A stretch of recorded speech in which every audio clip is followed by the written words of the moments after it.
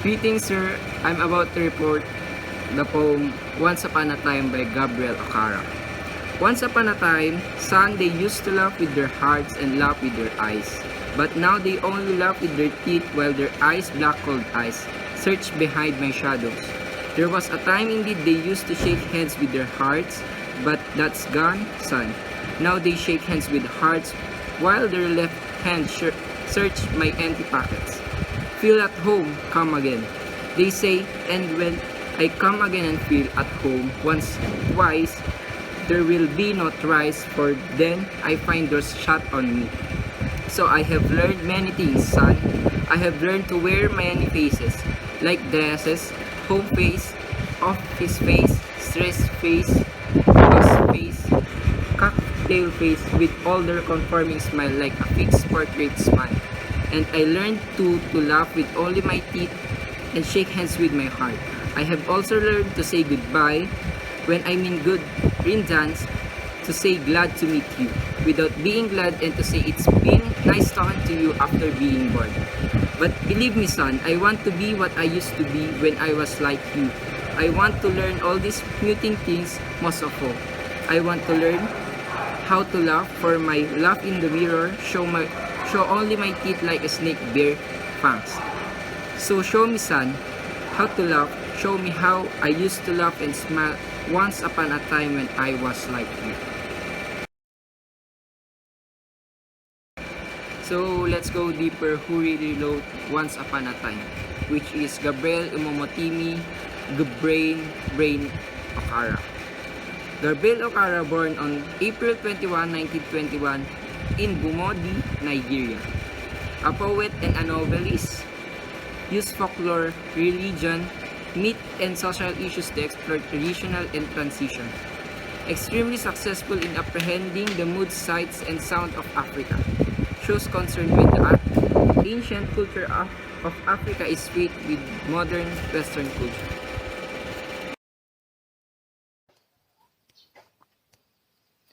The theme of the poem made by Gabriel Okara are the following: social change, cultural shift, values, and lost innocence. The change in the social ways of people and a culture that is losing and being replaced by another, causing the values of people to change. All those were felt and talked about in the poem. So all in all, we came up with a general theme, which is living in the present full of artificiality makes people want to relive the past full of sincerity. Sometimes we tend to think and reminisce the past when we experience a change we don't like, or a major twist of life we're not accustomed to, or something that reminds us that before is better than now. And reliving that nostalgic memory is the only thing that we can do, or finding something that would make us feel or live that way again.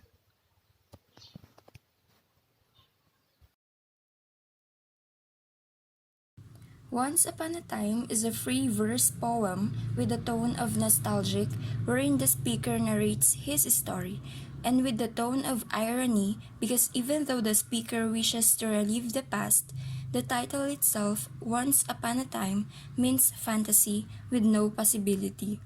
We all know that when we talk about poems, there's always an introduction or the situation, problem or conflict, and a solution.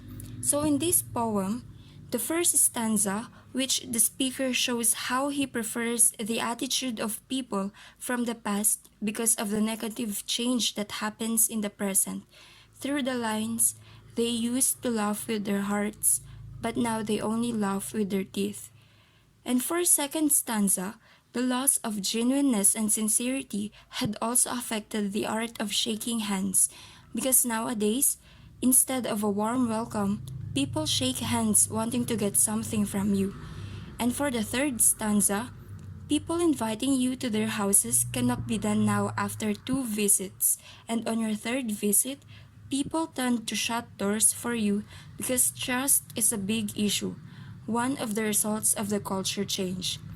And these three stanzas act as the introduction or the situation of the poem because it presents the comparison between the past and the present.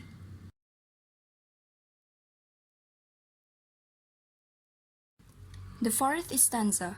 The speaker uses simile to show the comparison of faces to dresses, to emphasize the various personas that he needs to change and learn in order to comply with different places and situations with conforming smiles like fixed portrait smiles. For a fifth stanza, the society definitely influenced him and he adapted the ways on how they laugh and how to deceive people with farewells, welcomes, and false politeness as he became an integral part of the new culture. And for the sixth stanza, the speaker is not happy and wants nothing but to unlearn all the muting things, referring to the new culture which means like death to him and dangerous enough that when he laughs, only teeth shows like a snake's bare fangs. These stanzas, 4, 5, and 6, act as the problem or conflict of the poem because it portrays how the society or the new culture influenced the speaker and how he adapted to it. Lastly, the seventh stanza. Since he can't go back to his past and control the time, as a part of becoming clean and reliving the past, he addresses to his son to show how honest, carefree, and open the culture before, his lost innocence. And this stanza acts as the solution of the poem because it shows how the speaker uses his son to regain his lost innocence and lost past once upon a time. After reading the whole poem, you can notice that Okara used some literary devices like alliteration, which means the repetition for effect of initial vowels or consonants. Another is assonance, which refers to the correspondence of vowel sounds. And lastly, simile, which is a directly expressed comparison between two dissimilar objects by means of the words like, as, or as if. So that's it for the report of Group 7. Thank you.